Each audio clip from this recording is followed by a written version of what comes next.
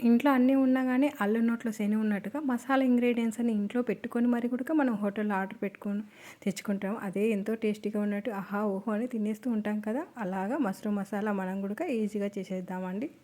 కొంచెం సాల్ట్ వేసుకొని గోధుమ పిండి వేసుకొని శుభ్రంగా బ్యాక్టీరియా అంతా పోయేంత వరకు 2 సార్లు కడిగేసుకొని పక్కన పెట్టుకున్నాము. ఇప్పుడు మనం మిక్సీ బౌల్ తీసుకొని కారం, ఒక స్పూన్ ధనియా పొడి వేసుకొని కావాల్సిన మసాలా ఇంగ్రీడియంట్స్ అన్నీ వేసుకొని మిక్సీ పట్టేసుకున్నామండి. ఇందులోకి కొంచెం పుదీనా, కొత్తిమీర, 2 స్పూన్లు పెరుగు, ఫ్రైడ్ ఆనియన్ వేసుకొని కొన్ని నీళ్ళు పోసేసుకొని మిక్సీ పట్టేసుకొని పక్కన పెట్టేసుకున్నాం.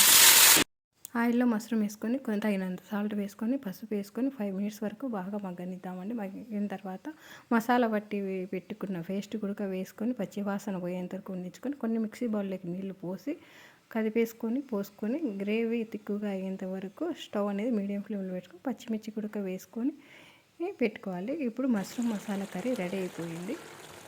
ఎంచక్కా ఇంటిళ్ళ పాది అందరూ తినేయచ్చండి. ఎంతో రుచిగా ఉంది.